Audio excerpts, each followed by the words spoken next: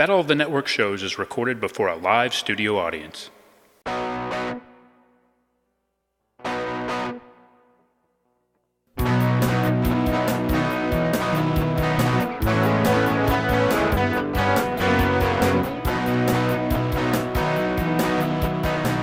Battle of the Network Shows. Join Rick Brooks and Mike Kogel as they explore the TV of the 70s and 80s through hand-picked episodes of their favorite and not-so-favorite series.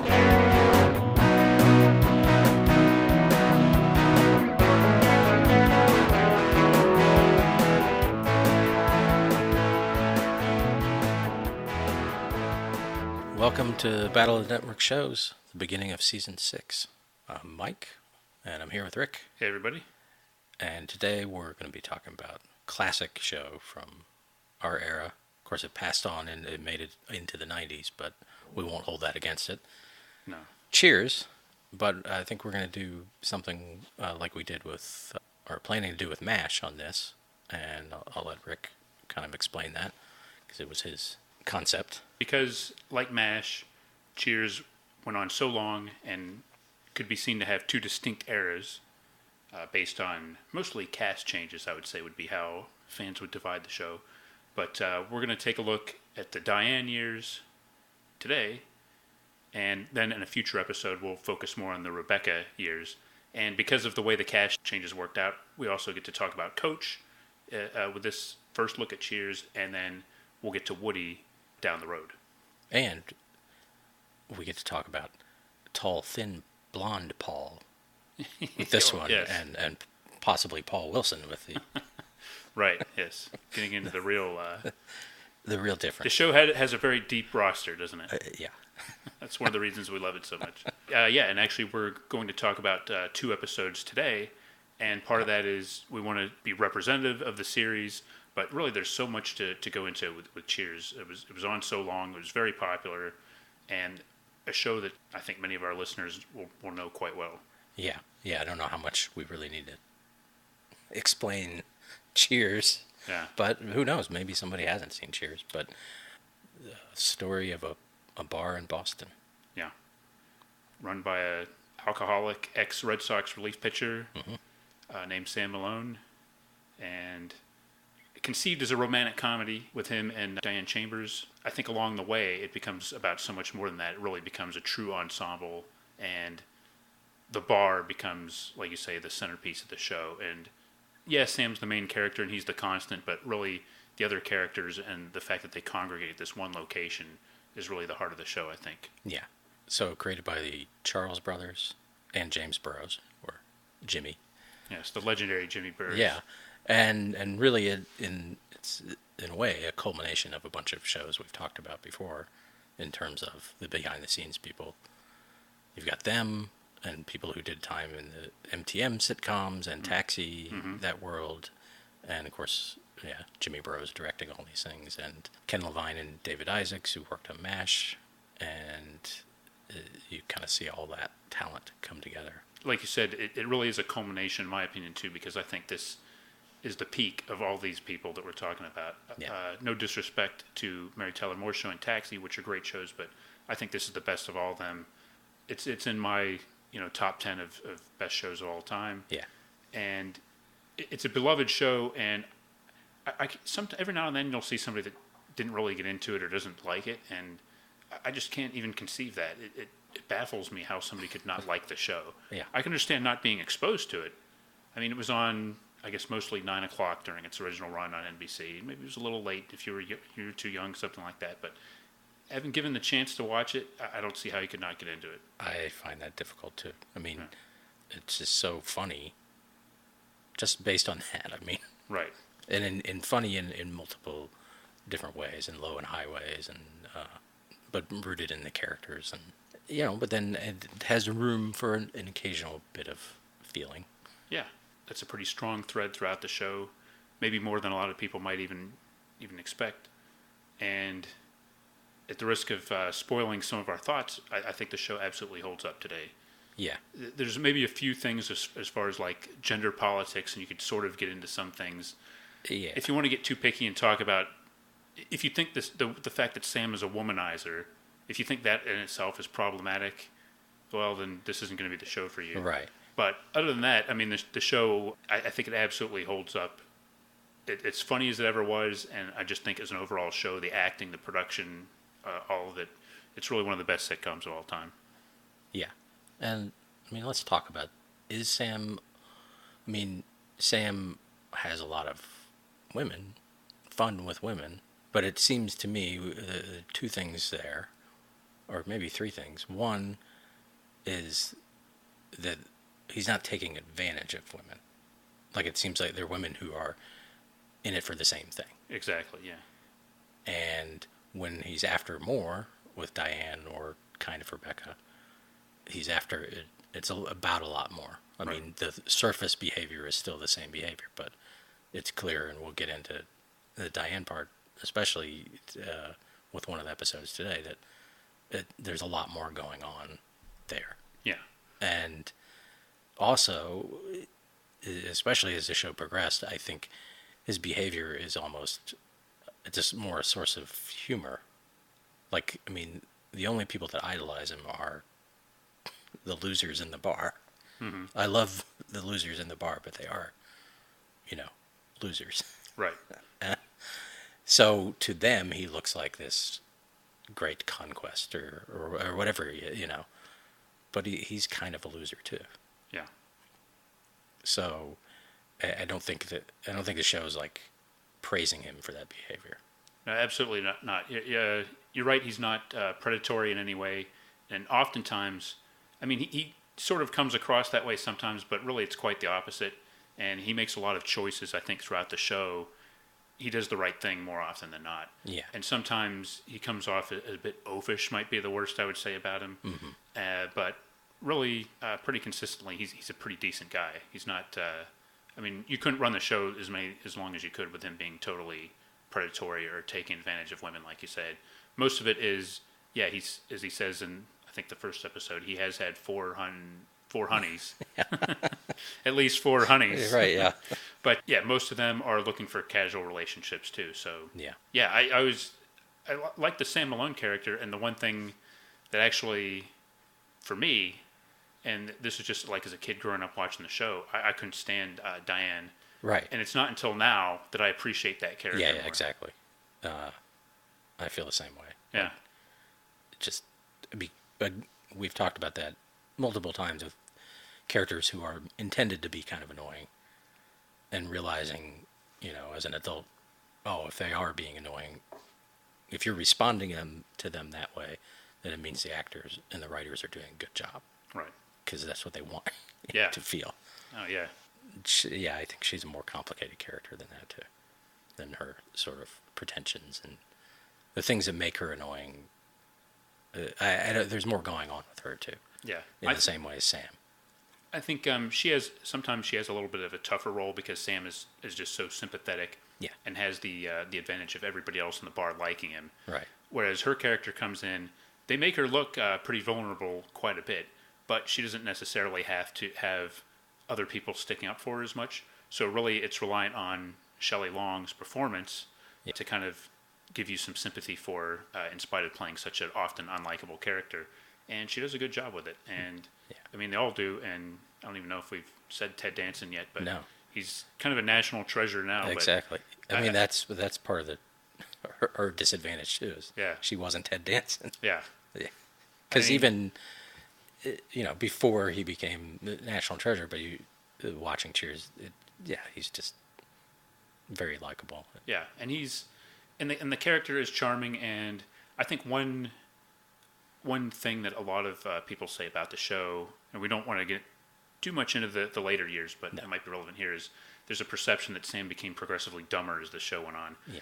And I think that's fair to say that happens with a lot of sitcoms. Yeah. I think it kind of comes and goes, would be a little bit more accurate, because I happen to be watching kind of the Rebecca years now. Okay. And he's not always. He's still pretty clever, but you can see in the early episodes that he wasn't intended to be like a total idiot, and in fact, he's clearly street smart and savvy compared to the book learning, the classical book learning of Diane with her liberal arts education and everything.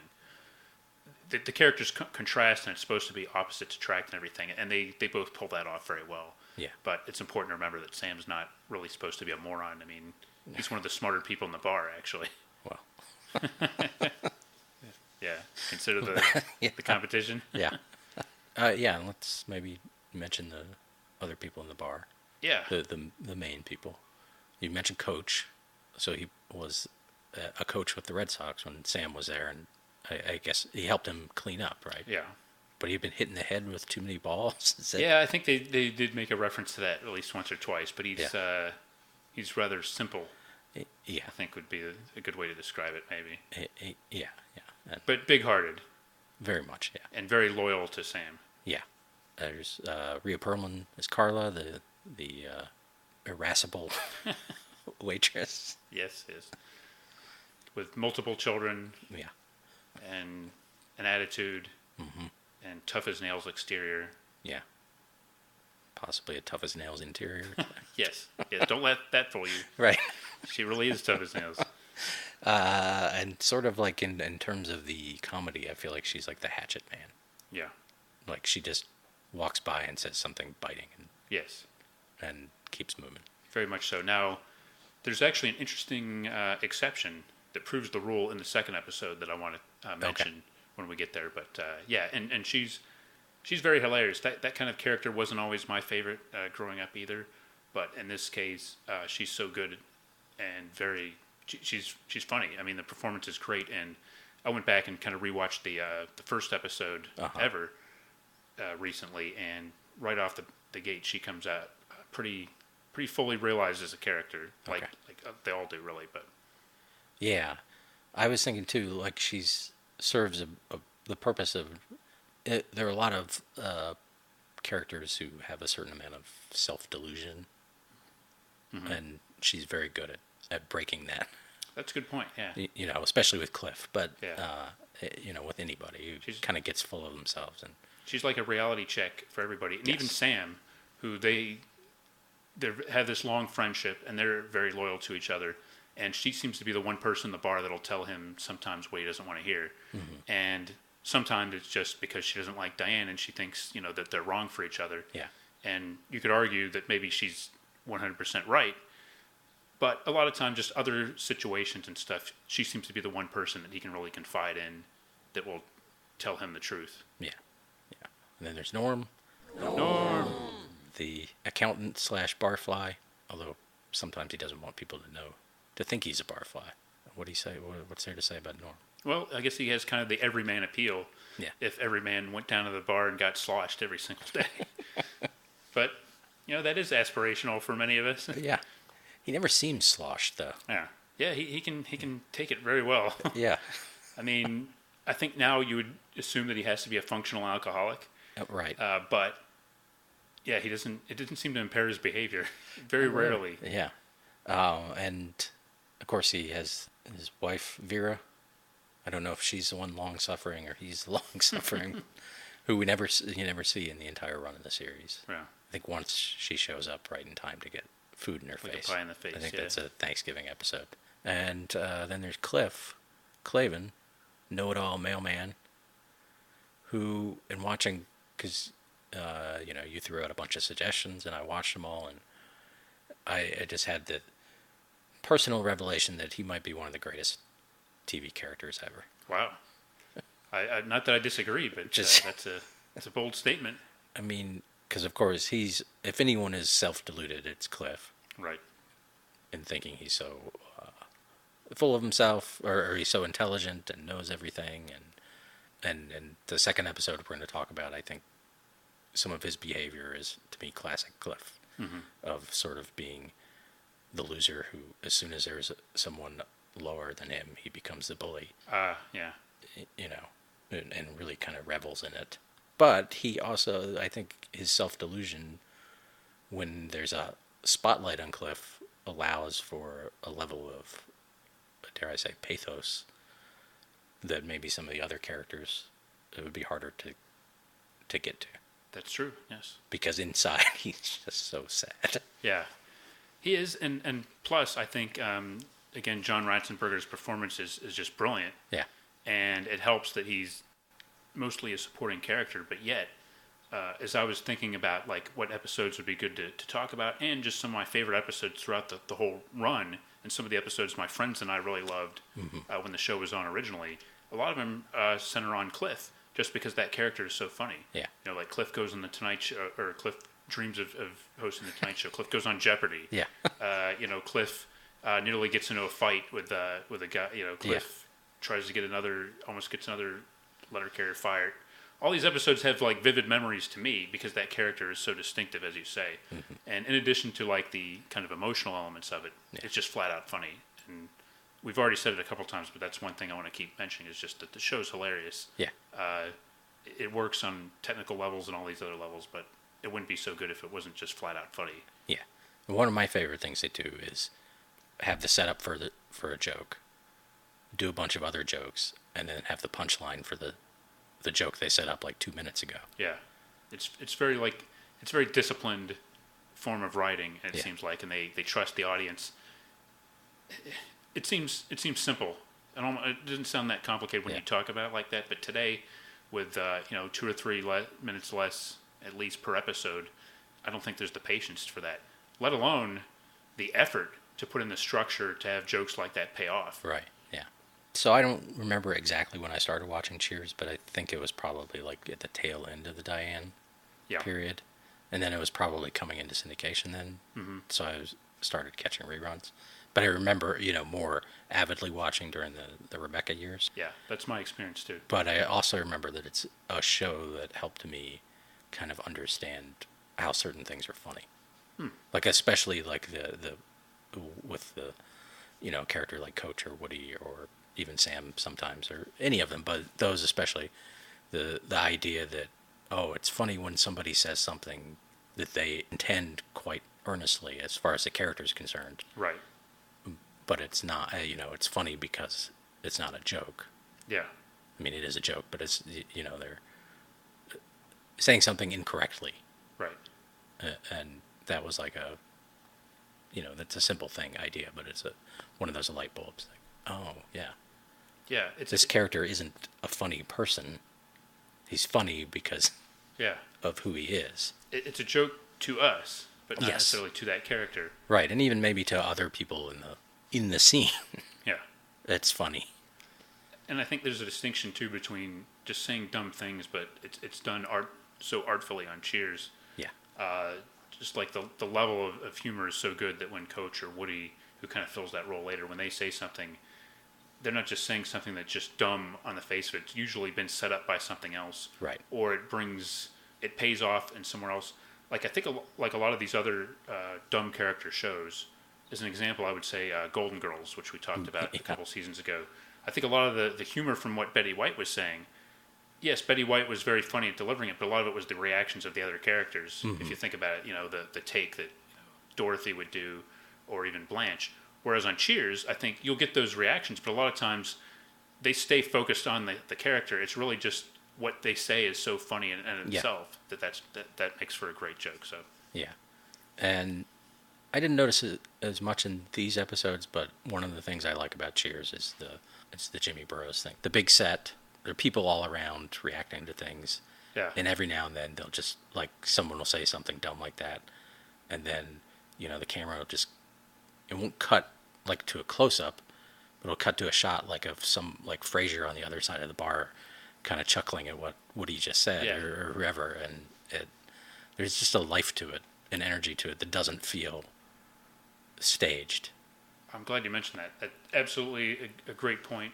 It feels lived in. It's probably one of the best sets of all time in television, just in the sense that it always seems like a real place, and part of it is the way it's shot. Like you say, you see people in the background reacting, and they don't feel the need to do a real blatant cut all the time. Yeah. But yet you still feel like people are reacting.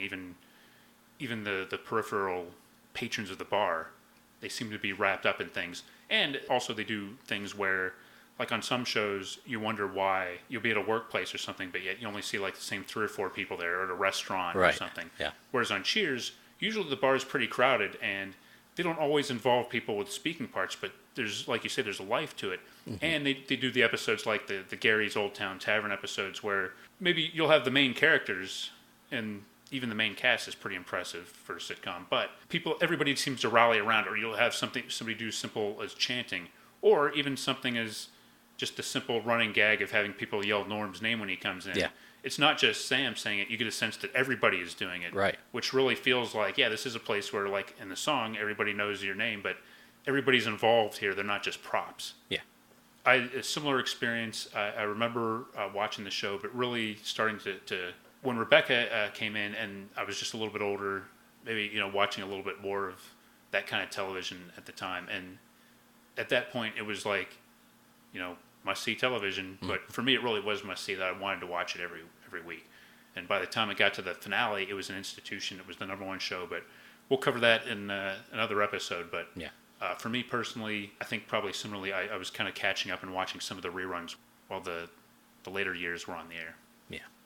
Since you mentioned the theme song, let's talk about that for a second, and then maybe get into the episodes. Yeah, that's a good idea. One of the great theme songs of all time, and credit sequences. Yeah, just everything works. It's amazing to read that this wasn't the first concept they had for the song, apparently. I can't imagine anything else going with it, the combination of the visuals. Mm-hmm. Just all works. It almost seems like it's just done to perfection, and it really irritated me in later years, and like on Nick at Night or in syndication when they would cut the theme song.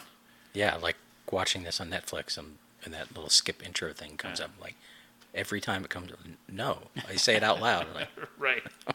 Yeah. I have to watch this. Yes. And it also a little. Still hard to believe that it's the same person who did the Punky Brewster. Yeah, the great Gary Portnoy. Yeah. He touched your heart in a different way with this one, though. Yeah. But it really does. I mean, like the lyrics, you want to go where everybody knows your name. I mean, it really, talk about aspirational. I mean, who wouldn't want to go to a place like this? And I don't know if the song would mean as much if the show was trash, but just the fact that the show is so good and this song sets it up really makes... it's a great table setter, really. And and the arrangement, the build of it. And also, I just like, as much as I enjoy 70s and 80s opening credit shots with, freeze frames. Yeah. There's something refreshing about a show that doesn't have that right. in the credits. Like, instead has all these old pictures of bars, and, it sets the mood in a way. Yeah. It would just, I can't imagine Cheers, even with that song, having like a freeze frame of John Ratzenberger, or whatever, you know? Any of them, but it's just it's meaningful and has like a kind of a veneer of class too. Yeah, like the old timey visuals and kind of a sense of tradition. Yeah, that kind of goes along with this song. And not to go too far afield here, but that reminds me that another thing I absolutely love about Cheers is I think it's got the best incidental music of any sitcom ever. Like the little transitions, like especially you'll go usually do like a cold open, go right into the theme song, and then they'll have like a little exterior shot, and they'll usually do the dun like some kind of like wistful almost music setting up the scene, and just it always works. I mean, the exteriors and the little music, I think it was just a great combination that really helped create the mood for the show too. All right, let's get into the first of these episodes. The first one we looked at was the opener of season 2, called Power Play, and that premiered Thursday night on NBC, September 29th, 1983. And should we mention too quickly that the first year, people know this, but Cheers was a kind of a dismal failure in the ratings. Yes, and it just through the graces of NBC, or again, NBC being able to take chances, because right. What else are they going to do? Survived, and then I don't even know how it became. It start over the summer, or well, it's interesting. It's funny you say that. Remind me when we talk about the second episode. Okay. I kind of have a point to make about that. My point being that I don't really know. Okay. But I can say, and this is 1983, and we've talked multiple times about how rough it was for NBC being the third place network for years. Yeah. This was before Cosby, before Family Ties. Mm-hmm. So on Thursday nights, before Cheers, you would get Give Me a Break, We Got It Made. Think of those two sitcoms, if you remember them. They're not in the league of Cosby Show or Family Ties. I think we could all agree. Commercial era. We Got It Made is the one with the two guys who have a live-in maid, right? Yes. Yeah. The vivacious Terry Copley. So it was really a different time, and they weren't yet there yet.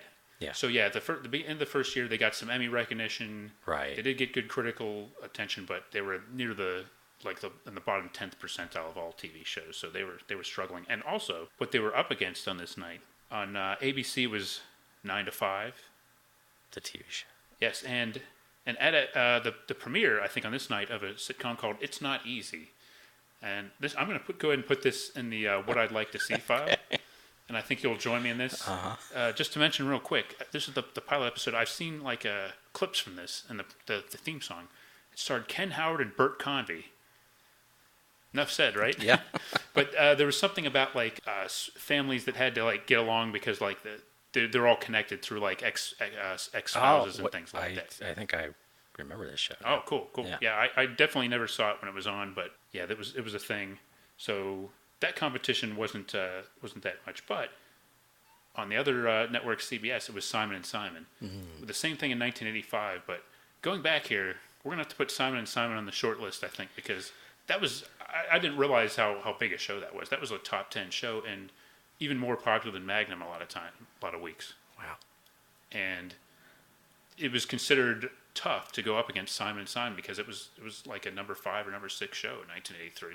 I watched a lot of Simon and Simon, but I didn't realize that. I mean, it was consistently a big hit. Yeah. and I just kind of looking on like, wow, this is on long, and this isn't the Simon and Simon episode, but it was a big achievement for Cheers to kind of chip away at it. Yeah. And it didn't quite do that until a little bit later, but we're still in 1983 now, but that sets the stage for this episode, which, as I said, is the season premiere of Cheers' second. Of season 2. Right, and it picks up right where the season 1 ended, right? Yes, they show the quote unquote cold open is a clip from the finale of season 1. Yeah, and it's maybe one of the most infamous scenes in the show's history, right? Yeah, it is. So it's the culmination of a year of Sam and Diane building towards getting together. Right, and they're in his office and they're having an argument, and Sam does say some things that are questionable. Yeah, but he doesn't intend to actually do anything. Something about how he'd like to bounce her off the wall or something like that. Yeah. And a lot of fast back and forth, right? Like almost like screwball comedy kind of exchanges. Although they really seem upset with each other. Yeah, but also it ends with him saying, "Are you as turned on as I am right now?" And she is. Yeah. Just like more. Yeah. And then then they embrace and So season 1 built all the way up to this, and then season 2 opens with yes. how is this gonna pay off? Right. So it goes from will they or won't they to, in this episode, when will they? Yeah. Because of course it can't be simple with right. Sam and Diane. And meanwhile, the gadflies in the bar are trying to eavesdrop and figure out what's going on. Yeah. I kind of like that. It just, again, a reminder that how invested everybody is in each other's business, and just all of them kind of sitting, looking in the general direction of Sam's office with the door closed, and just speculating on what's going on in there. Right. And then when they stop shouting, then they're really flummoxed. Yeah. Right. It gets complicated almost immediately. Like Sam, and I love when Sam is sort of really geared up and kind of desperate for a thing to happen. Yeah. Like the way Ted Danson plays that stuff is just great. He's moving around a lot, and so he just wants to get to it right there on the couch, which I guess is a pull-out couch because he keeps pulling the cushions and trying to pull the thing out. But of course, Diane wants it to be special. Yeah, she says why don't we go somewhere? Why don't we go somewhere special, or why don't we go? And he says, oh, how about the couch? Yeah. And like you said, there's an urgency to everything he's doing that makes it hilarious. Yeah, and she laughs at it like it's a joke, and he is quick enough to play. Oh yeah, I'm just being funny. But, and then he suggests her apartment. That's the first thing, or his apartment. It's just his apartment, right? And then she's like, I changed my mind, and he starts throwing the cushions off the couch. Yeah, yeah. So she wants to go somewhere intimate. She suggests a hotel, and she doesn't want to go somewhere where he's been with other women. Right. So The four yeah, honeys. He looks through the yellow pages. He can't find a hotel. He hasn't. he isn't. Yeah. Yeah. So they end up deciding to go to her place, but then they go out into the bar, and Diane has to make a long, pretentious pronouncement. Yeah. Which is very funny, just the way that she feels she has to do this, and turn it into some like big epic, romance novel or something like that. And, right. And Sam deflates it by just because nobody understands what she. Yeah. He's like, we decided we're gonna go mess around.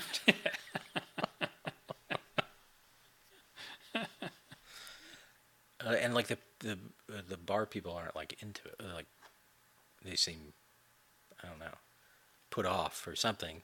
And Norm he makes like a dog collar joke. I didn't understand what that was. Oh, yeah, because it's something Diane said about how they're going to be. I forget how she said it, but yeah, it's something about submissive or something like that. And I think that's where his direction was going with that. Yeah, I missed the setup. Yeah. But yeah, I think they don't know what to do with this information. I mean, I think like Carla was kind of always had this like rivalry with Diane, but everybody else is a little bit more neutral. Right. I mean, I think maybe they'd be like, well, Sam can have any woman he wants. Why is he so fixated on this one who is always an alien to them? Right. I mean, in a sense, she's the one that doesn't really fit into that environment, as she herself acknowledges. So they don't see it's a big deal. But on the other hand, why would they? It's pretty much, they've seen Sam brag about models and multiple women and everything, and it's just like, okay, well, whatever. And but it deflates her because she thought this was going to be some grand pronouncement of like this, making it official. Right. Yeah. So they go to Diane's apartment, and most of the episode is really just Sam and Diane. Yeah. That's smart, and it is one of the reasons the episode is good, is because they're so good together, and it's so well written. Mm-hmm. But yeah, they go to her apartment. Of course, he's still wanting to just get right down to it. Yeah. He immediately goes into her bedroom and right. Then discovers she has all these stuffed animals in there. Yeah. Like Mr. Jammers. Mr. Jammer. Is he the giraffe? Yeah. Yeah. And it turns into like a fight. Yeah. Or for her, it turns into a fight. He just doesn't. Yeah. He's not taking them seriously. He's kind of mocking this relationship she has with her stuffed animals. Yeah. Because they're not stuffed animals, they're her friends. That's right. She says. So she doesn't like the fact that he doesn't treat them with respect, I guess. And she just generally providing a little bit more, maybe resistance is the wrong word, but more impediments to the process than Sam is looking for, and that he gets quickly very frustrated. Right. Yeah. And in a way, it's frustrating to watch that. Yeah. But that's the brilliance of it, I think. Is that you're feeling what he's feeling, probably what they're both feeling. I mean, she's secretly probably frustrated by that too, even though she's creating all of them. But we know she has a lot of issues. Right. So I could see her simultaneously needing to create these issues in her head, questioning why she's creating these issues. Right. And there's also and then blaming it on Sam. Right. And there's the tension between these two people that are very physically attracted to each other, yet Sam is just kind of interested in that, where she's desperately trying to turn it into something more meaningful. Yeah. And trying to bring him into her whole world, whereas he just wants to get into her bedroom. Right. And doesn't necessarily need to be a part of all this other stuff, but it seems like at least by kind of doing this, she's kind of trying to pull him in there and make it more emotional. Yeah. And I think he might not know it or understand it, but he actually is invested in it emotionally too. Yeah. He's just, that's not what he's used to. Right. And that's probably one of the reasons it works him up so much, is he doesn't get what's going on. Although he did say, or he says later, he's like, when I first saw you, I thought, well, maybe there's somebody I could be happy with. So, maybe he does understand. Yeah, but I mean, it's definitely like a microcosm of their whole relationship. Yeah. This kind of stop and go, push and pull kind of thing. Right. And I was a little surprising almost that, because I think Sam says when he's talking about this stuff now, it's like, I don't know, Diane, this is really weird, you know? And part of me was thinking, well, you know, would Sam really care? But then I was thinking, well, you know, it is kind of weird because the way she's like talking to them and setting it up, it just kind of, it is a little weird, and I can't blame her for saying that. Right, and there are a lot of them. Yeah, I mean, he was actually like, So he stepped on. he was actually like turned off for a minute. Yeah. By it. But then she's like in the main room, kind of going on about this, and at some point he takes off his pants. Yeah. And While they're arguing. yeah, she's, what are you doing? He's like, well, taking off my pants. You can't. We're having a fight. You can't take off your pants. Yeah. Once Mr. Malone takes off his pants, he doesn't put it back on or something Right. like that. And he says, well, the fight's not going to last forever, so he Yeah. doesn't want to be, you know, too far behind when it ends. Right. You know, he's got some good logic there, you have Yeah. to say. Yeah. She ends up kicking him out Yeah. and telling me his big stupid fat head. Yeah. So he goes back to the bar, Yep. of course. Right. where they're having a very intellectual conversation about reincarnation and death. Yeah, led by Cliff and Coach of all people. Yes. Well, in that, and kind of as we alluded to, Carl is the one that sort of gives him some advice here. Yeah. And sort of changes Sam's attitude a little because he's frustrated, and she tells him, even though she's not a fan of him and Diane being together, she tells him that women want, you know, aggression, and he's been too deferential in the relationship. Yeah. So in a nutshell, he tells her to kind of be powerful and go in and assert himself. Yeah, and then Norm kind of backs him up. But a story about Vera. What? I remember the end of that, but he talks about coming home to her. She was in a saran wrap bikini, right? Yeah. And then he's one of my favorite lines, maybe ever. He's, I haven't been able to have a sandwich since. Right. So, but yeah, if Sam follows his advice, he goes back to Diane's. He ends up breaking down her door. Yeah. Kind of like grabbing her and Yeah. kind of laying out how things are going to be, and Yeah. things are going to be different, and she's like, get in that bedroom, woman. Right. And she seems receptive to it. She does. She just wants to slip into something more comfortable. Yeah. And then, yeah, she closes the door, and of course, Sam's walking around the living room, taking off his jacket, like all worked up. And, Right. and he hears her talking to someone, and she just says she's on the phone. And then she comes out in a very skimpy outfit, and but that also reveals that she called the cops on him. Yeah. Very casually. Yes. Like she, you know, is fixing him, is it like coffee or something? Yeah. While they wait for the cops to arrive. Yeah. And he's just sitting on the couch. He says something. What are you doing to me? Yeah, yeah. I mean, there's this real, like, pure angst. Yes. You know, just in everything. He's, like, physically all coiled up, but just very distressed, like, genuinely upset. Yeah. Understandably, about being escorted out by the cops. Oh, right. But then she sits in his lap and reveals to him that, because earlier he had picked her up and kind of, that she liked that part. And they finally go into the bedroom. But it's Cheers, so it can't just end on that note. You need another laugh. Oh, and she didn't really call the cops. Right. So that's the first part, and then he brings the stuffed animals out to just put them in the other room, and she says that while he's out there. Oh, I didn't really call them. And he throws them all out her window. Yeah. Right. And she's like, don't put Mr. Gorilla and Mr. Jammers together. Yeah, they don't get along. Like, they're miles apart. Yeah. Anyway, this is a great episode.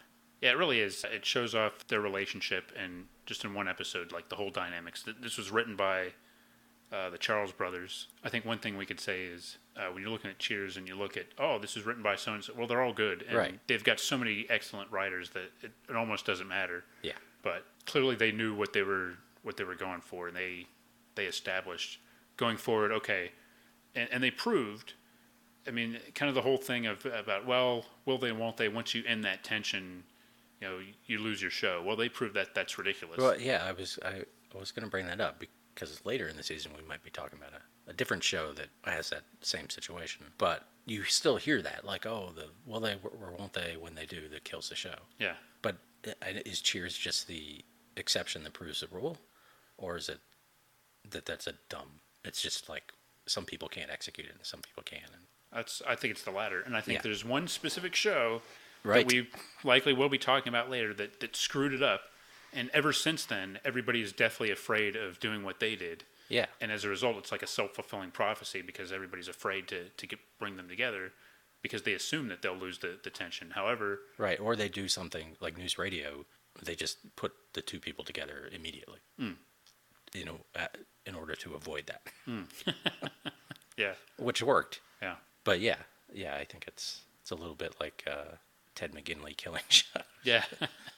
It's not really true. Yeah. I mean, Diane was on the show about 4 more seasons. Well, this is the second season. She was on 5 seasons? Yeah. So they had a lot more to go, but just because they appear to be together at the end of this episode, there's plenty of twists and turns in their relationship. Yes. And the show is fine, and they kept finding incredible ways to pull them apart. But, I mean, what the key to me is you establish, like, that there's this tension and that there's opposites that attract, and then you have built-in reasons why it's not going to work out. I mean, even in this episode, you can see just the things we've talked about, why there's this physical attraction, there's an emotional attraction, but there's so many little things that drive each other crazy about them. It's really on display in this episode. Yeah.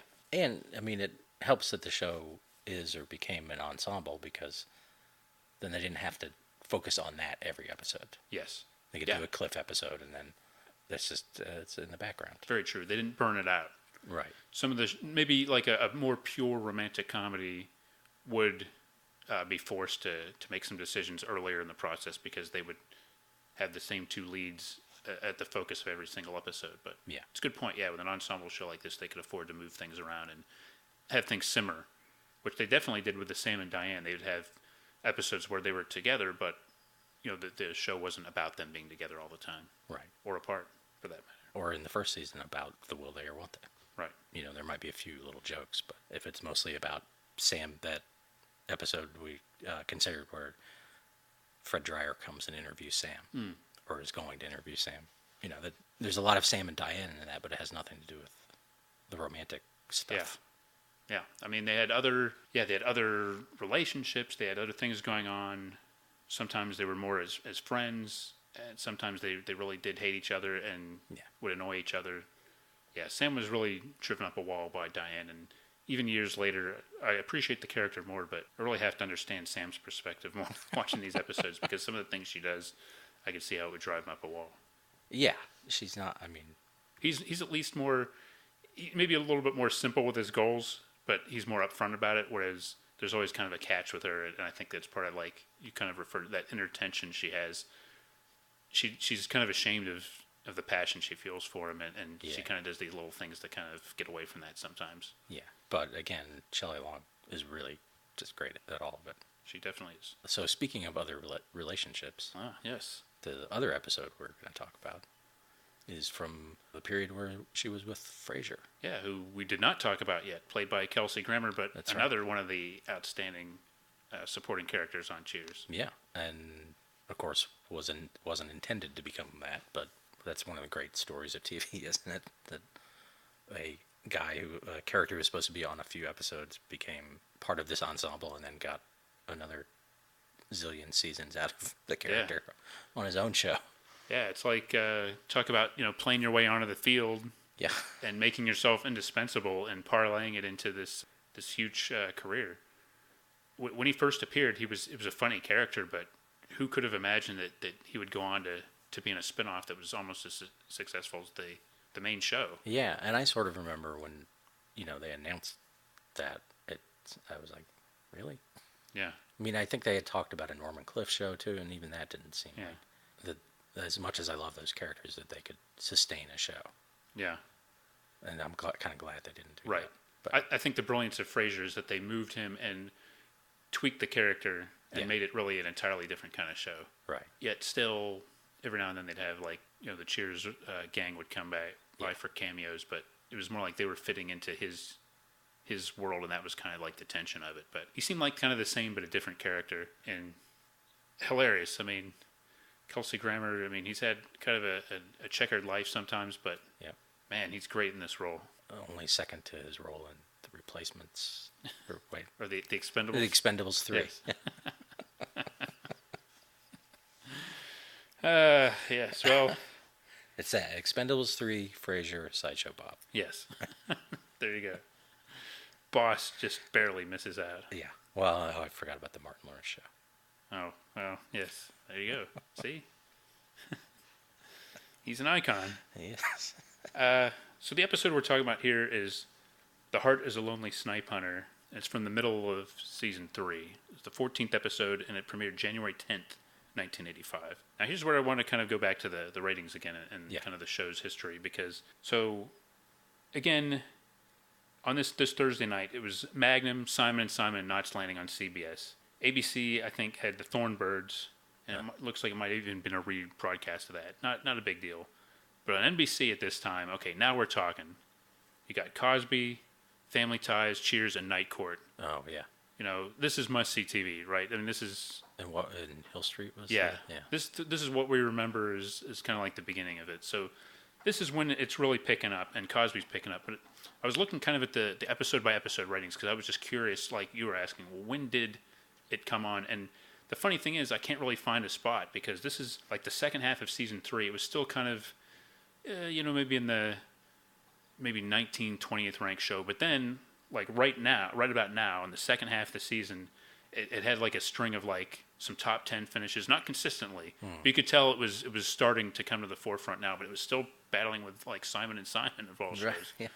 And I think what happened, this is just kind of my guess here, is what it looks like. And maybe like kind of you kind of get into, maybe after this season in the summer reruns, like Cosby became so strong and Family Ties so strong that they kind of carried Cheers up with it, and then Cheers became kind of a hit in its own right. But it really took probably until the beginning of the 4th season for it to be a really consistent like top 10 show, because even now it wasn't always winning its time slot, it seems like, but like right about now it did start. But it was weird because I saw like 3 or 4 times where it was in the top 10, and then maybe a couple weeks where it kind of dropped out again. So it didn't seem like there's maybe one event, but maybe it just gradually built momentum, kind of carried along by the quote-unquote return of the sitcom when Cosby Show got big. Yeah. Because Cosby was big right out of the chute. Right. So, that's kind of... It didn't seem like there's one easy answer, but I think it was just kind of a gradual momentum that maybe in the rerun season it really kicked in then. It's a complicated business. It is, yes. It is. So, again, credit to NBC for sticking with it. Yeah. Yeah, I mean, I think at this point, by the time that this 3rd season, it was a solid performer, but not like a smash that... I mean, let me put it this way. It was kind of more like Night Court. Yeah. Like, Night Court was a solid show, but Night Court didn't go out with like a huge event when the Tonight Show and the finale becoming like a national media thing. Right. Cheers did. Yeah. I mean, Cheers just got more and more popular as it went on, as opposed to maybe kind of a B-level show like Night Court, which is solid, but Night Court couldn't have led a show by itself, and it didn't, I don't think, a couple times when they moved it around. So this episode gives us a lot more glimpse of the Frasier character, and like you say, he's together with Diane at this point. And this was when it was written by Heidi Perlman, and related to Rhea Perlman, and I think she wrote a lot of the shows more like quote unquote emotional shows. Like I think maybe the ones if you look back and you say, oh, there's the one where maybe the show had some heart or something like that. I think maybe she would have the reputation of having written those, and I don't want to say just because she's a woman that you would assume that. I think if you actually look at the episodes, there's kind of a common theme there. But again, she's an excellent writer and did write a lot of great episodes. But well, and this is a very in a lot of ways male focused episode. It is, yeah. Although, in a way, you can see that it's sort of through Diane's eyes, like what is this behavior all about? Right. And the men sort of all kind of dismissing her reactions to it. Yeah. Including Frasier. Yeah, and I think it's cleverly written because I think Diane is totally out to lunch in this episode, but believably so. Yeah. And everything kind of works out pretty well. Like the characters are true to themselves, but I think there's still some insight about like male behavior and human behavior too. Yeah. So it opened with the cold open, and then the running joke right after the cold open, which have they have nothing to do with the rest of the show, but are really like funny in totally different ways. So the cold open, someone is singing part of Sunny Side on the Street, Mm-hmm. and then different people keep picking it up. Yeah. And even like somebody goes outside, and then someone comes in the door, and they're singing part of it. Right. And, like customers and people working there, like everybody. Yeah. So it's like like kind of a sweet, funny thing. Right. Then right after that, there's like a coach is smoking a cigar, and there's just like this run of bad smell jokes. Yeah. Yeah. Like Sam walks in, like, oh, did somebody burn some tar? And Coach is like, no, I'm smoking my cigar. He's like, could somebody burn some tar? Yeah. And I think this is another thing. Maybe I think about the earlier seasons of Cheers compared to the later ones. I think the later ones were much more likely to have like a quote unquote B plot. Yeah. Whereas a lot of times these episodes, they would have maybe like a running conversation or something, but not so much like a full story. But what they would have is like these little scenes like this, like conversations or things that wouldn't necessarily go through the whole episode, but kind of again add to the flavor of the bar and give other people some more things to do. I think later as the show went on, it looks like they become more eager to actually give like maybe an actual B plot, and even then not like a huge plot, but maybe more of like a running thing going on. But still, I mean, the cigar jokes were just that they kept doing them, and I could see that being like a writer's room thing. Like, Yeah. it's just everyone just throwing out bad smells, and Yeah. and like Sam asks Coach, "Do you know how bad that smells?" And, of course I do. It's right under my nose. Yeah. I mean, and Coach shows that he's not like a pushover. Yeah. Because like clearly he doesn't care. Like, Right. A couple times people make comments and he's just like, well, you can join the club over there if you is it like Norm or something Yeah. like that says he doesn't like the smell, and Yeah. Coach is not sympathetic. He Right. doesn't stop. He doesn't put it out. Yeah. But yeah, that was good. But so Sam and Norm are going to go in there. They've got like an annual like a regular fishing excursion. Yeah. Which I like that too. It reminds you that they're actually friends. Yeah. I mean, because it seemed like in later seasons, like that it became that, but I guess it was always that. Yeah.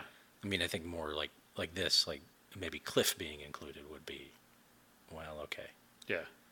I guess we have to include Cliff.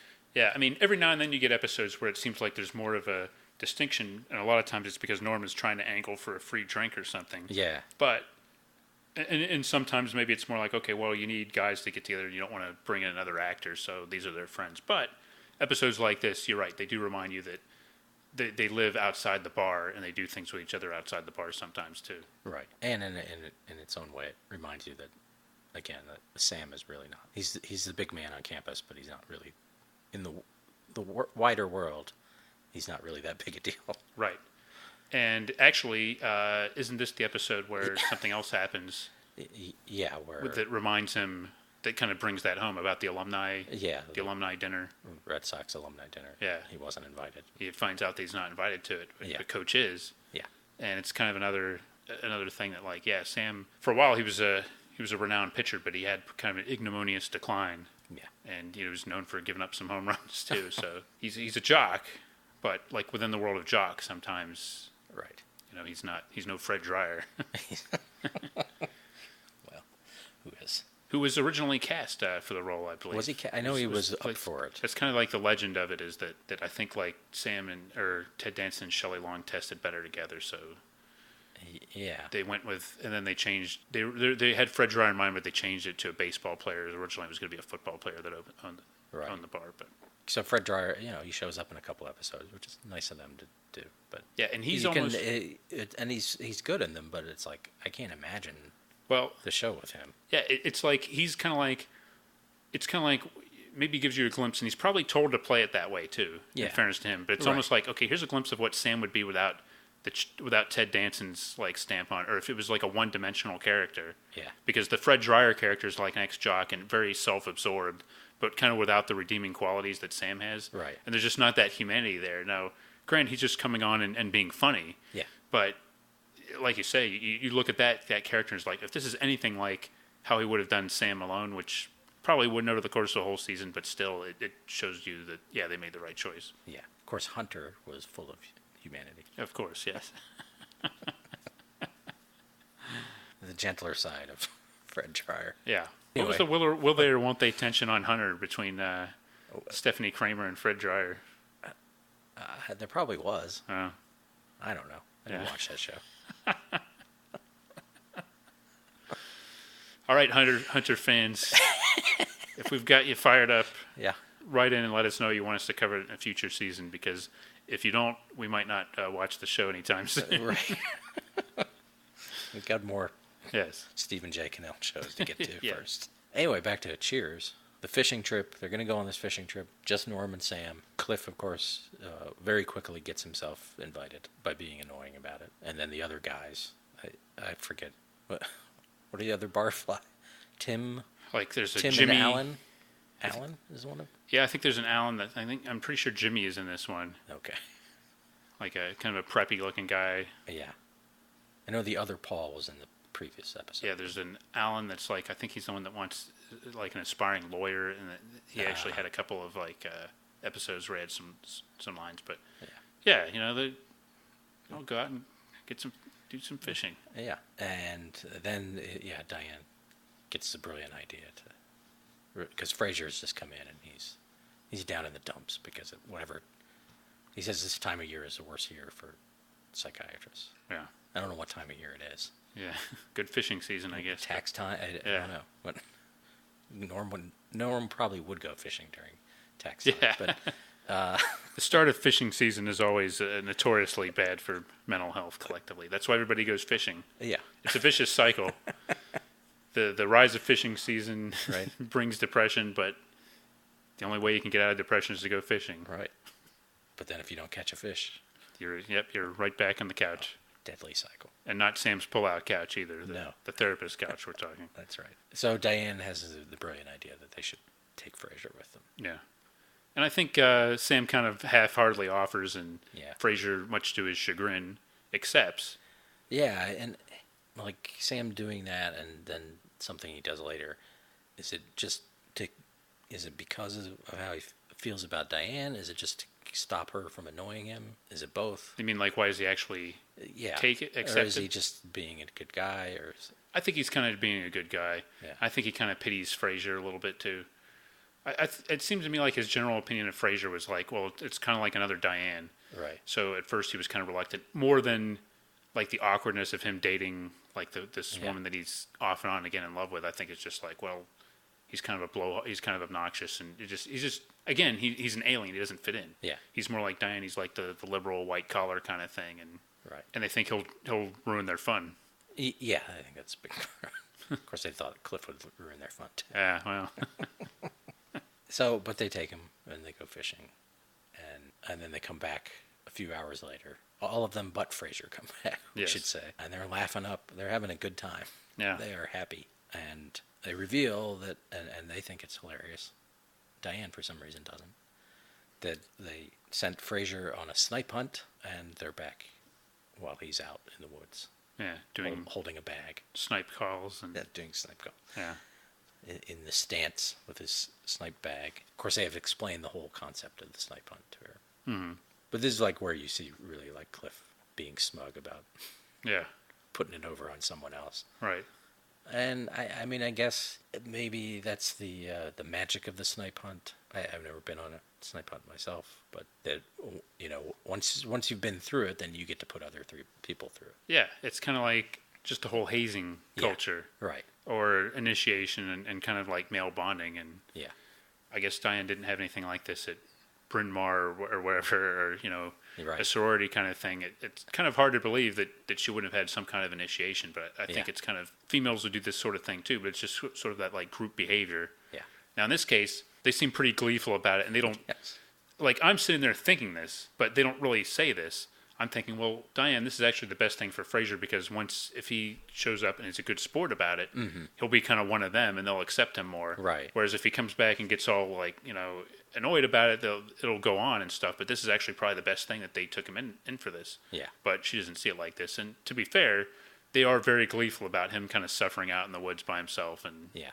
they don't seem to be. They don't say it.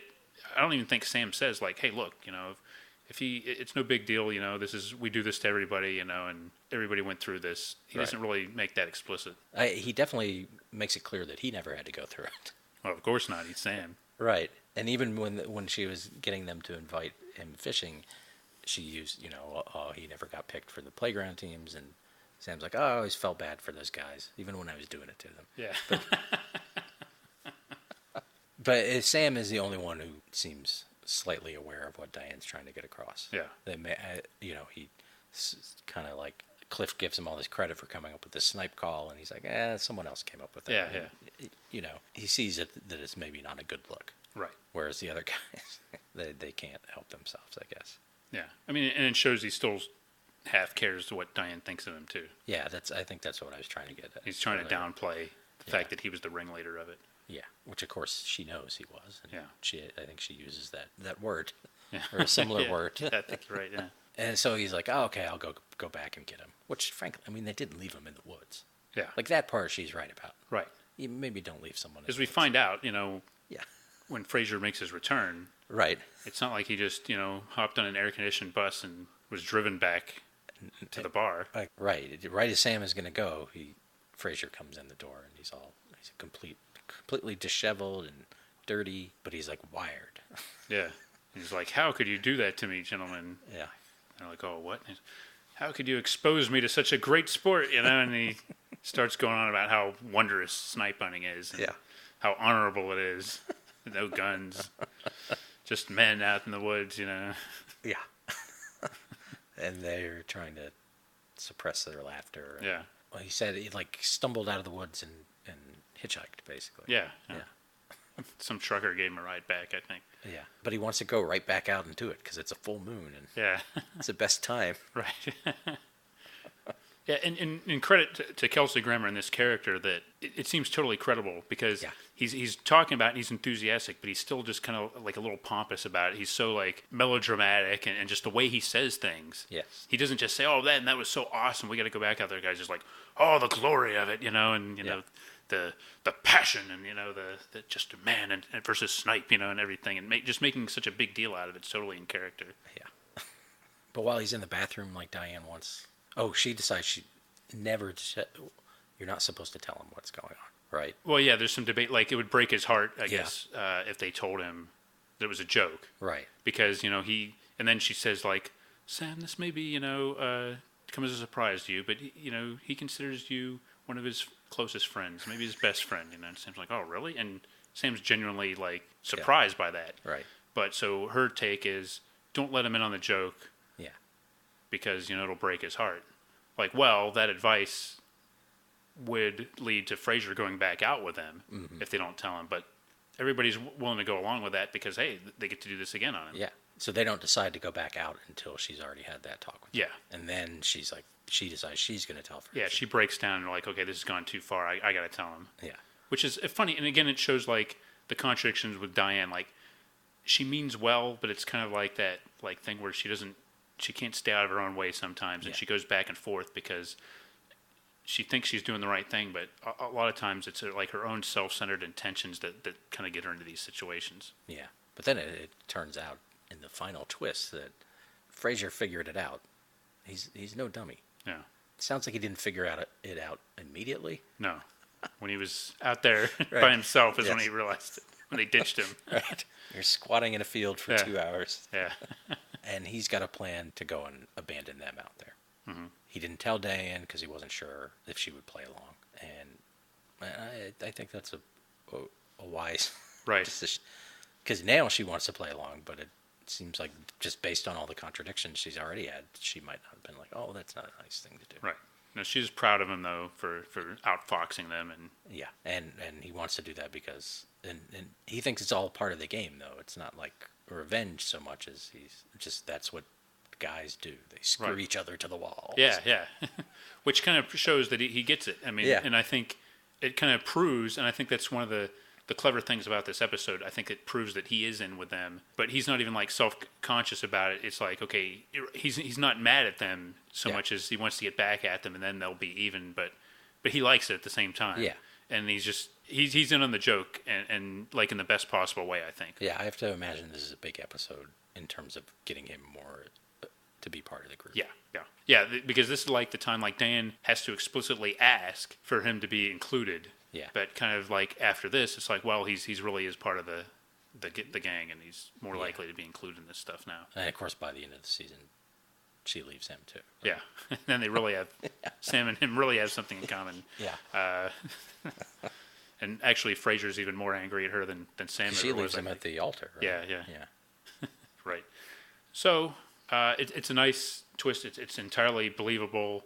I mean, up till that point, you can believe that Frasier's so into it. You can look at it different ways. You can believe that he really believes this. You can also believe that he's convincing himself to be in this because he wants to be accepted so much. Mm-hmm. And it all makes sense. I mean, that's why how these characters are so great, that they work on these different levels. And this episode, it's a good showcase for Frasier, I think. Yeah, and good showing the whole ensemble. Yeah. By the way, Carla just has a lot of those little jabs and things, but one of my favorite ones, and remember the setup again, but she says something about someone being a dink. Yeah. But it's the way in which the line is funny, but it's the way it's shot and performed. She says it as she's like someone. I mean, the timing of it. They set it up as she walks into frame, and she says a punchline right before she walks out of frame. Yeah. I mean that has to take some skill on everyone's part. Yeah, and the way she emphasized the word dink, even something so like micro as that, it's brilliant. And you just hit on something that I kind of wanted to address here, is actually like people talk about how great a director James Burrows is. And it's something I think like most people watching like a sitcom, they don't necessarily notice this, but part of it is because he's so brilliant. Yeah. That on shows like, Friends or Cheers or whatever, it's so smooth. But then you kind of read stories later about how the reason you don't notice it is because he did a lot of the blocking and kind of did this on the fly and kind of knew how to shoot these things. Yeah. And there's one, it's kind of, I think it's not quite that same because there's multiple things of it, but there's a point where Frasier says, or Carla says that Frasier's even more of an idiot than Cliff is. More of a boob than Cliff. Yeah, and Cliff just goes, no argument there, or something like that. Yeah. And he just kind of like this look comes over his face. Right. I made a note of that because like on a lot of shows, you might be tempted to do a close-up on Cliff and like really sell it. But they don't. But it's just shot in a way that Cliff's right at the center of the frame, but it's very busy around him. Mm-hmm. And your eye is drawn to him because he's saying, but they just hold it for like a second or something, and you see that look go over his face, and that's it. Yeah. I mean, and it's funny, and the joke is there, but it's presented like probably in the best way possible. It doesn't hit you over the head with it, but it's very effective. Right, or another show might even have, hey. Yeah, exactly. Yeah, and they don't have to.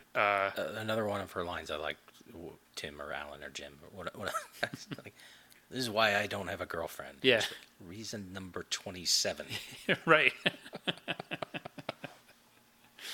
Yes. And there's definitely episodes where you learn more about Carla, but there's nothing wrong with her just doing put down after put down. Yeah. However, this show also has a little scene that I like. Her little trivia contest with Coach. Yeah. Where they're going back and forth and like trying to stump each other, but they know the answers even before they say the questions a lot of times. And then they realize that we've been doing this too long. Yeah. And it's just sort of like this quiet recognition that they've been doing this too long. And there's not like a huge punchline or anything. Right. But just like this moment between two characters that have this affection for each other and are entertaining. And it's kind of a little funny bit of business that, it doesn't lead to anything else, but it's just there. And I really liked it. And it's nice. And like Diane's at the end of the bar in the background watching it all. And mm-hmm. never, no comment or anything. Right. Just kind of taking it in and curious about it. Right. It's just something there that adds to the atmosphere. And it seemed like that's the kind of thing, like, it was probably written in there, but, it's the kind of thing like a veteran TV director that knows what he's doing, knows how to, like, the pace of it and knows how to, like, control it and integrate it in with the rest of the episode. And it fits in there perfectly. And it's notable enough that I remember it, but even though it doesn't have anything to do with the main plot, but it's just like a nice little scene that kind of adds to the overall atmosphere. Yeah. That's Cheers. It works on so many different levels. The quiet moments, the funny moments, and just everything works. I can't think of too many bad episodes of Cheers. Not offhand, but I mean, it's a lot of episodes, so yeah, it's hard to remember them all. Well, I think when we were sitting down trying to figure out like some episodes to pick out to focus on here, it was difficult just because they're all so good. Yeah, it was. And the only reason there were a couple that were great episodes that like one didn't have Cliff in it at all. So the Fred Dryer one, I think. Right. So that seemed like a little bit of a letdown, or they didn't have enough of Sam and Diane. Something just didn't feel right. But they're all really great episodes. Yeah. The consistency is really amazing. I think that's one of the reasons why it's such a great show. It doesn't have low points at all to me. And even going back and kind of rewatching these episodes again, for one, I mean, the show holds up in time-wise, and it holds up to multiple viewings because of these little things we're talking about, like in the acting and the direction and just the overall excellence of the writing. You can watch these 4 or 5 times and not get bored with them, each individual episode. I watched both of them twice just for this and laughed both times. Yeah. It's one of the greats. And also, I went, after kind of sitting down and watching a couple of episodes, I wanted to watch more. I went back, I watched the pilot, the first episode, and then I went kind of back into my little rewatch I'm doing of the Rebecca years and watched it like an episode of there. And, I think overall maybe the Rebecca years, maybe they're not quite as funny some ways, but at the same time, I remember like by that time, and especially a couple of seasons in, I loved the characters so much that they could do anything, and the performances are so good that it was just, the show is still like an A+ for me. So I mean, once I sit down and watch one of these, it's kind of like a comfort food. The whole show, like a lot of times after a hard day at work, which I do have some hard days at work, believe it or not. But one thing I like to do is I'll put on something like Cheers, because I know it's going to be funny.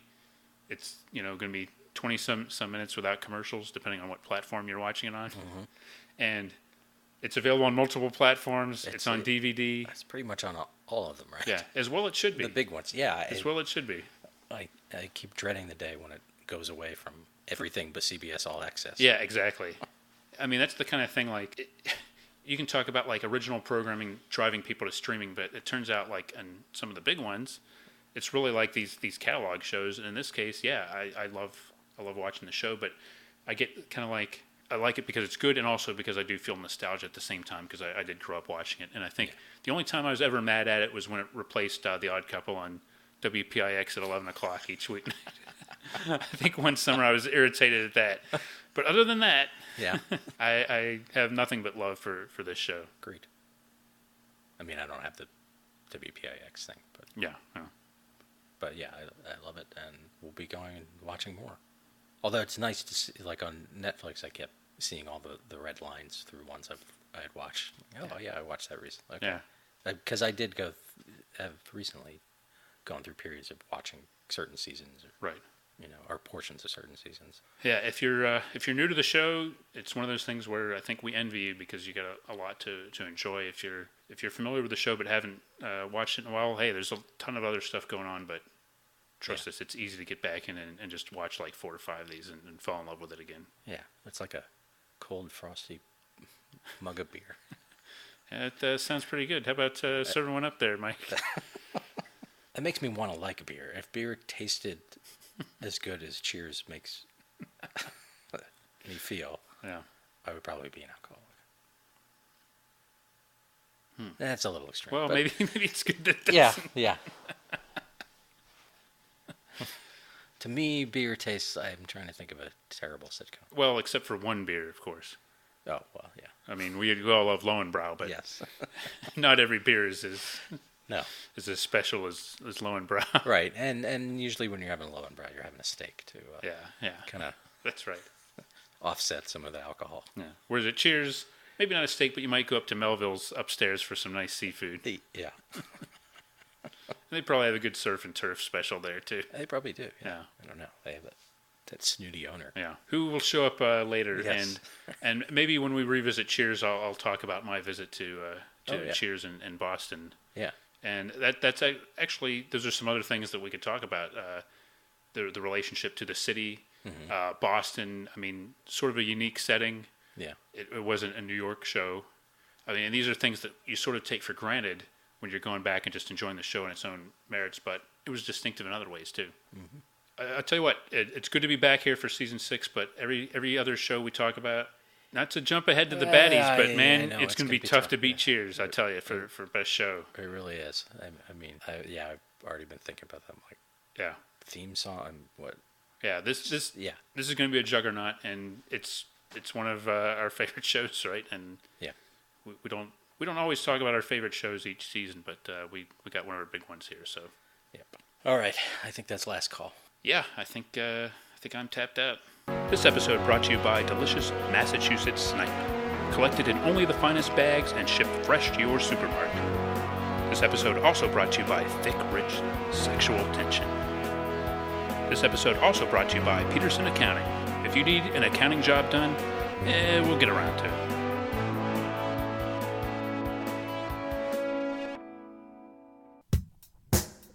Join us next time for another exciting episode of Battle of the Network Shows. Learn more, leave feedback, and suggest future episodes at battleofthenetworkshows.com.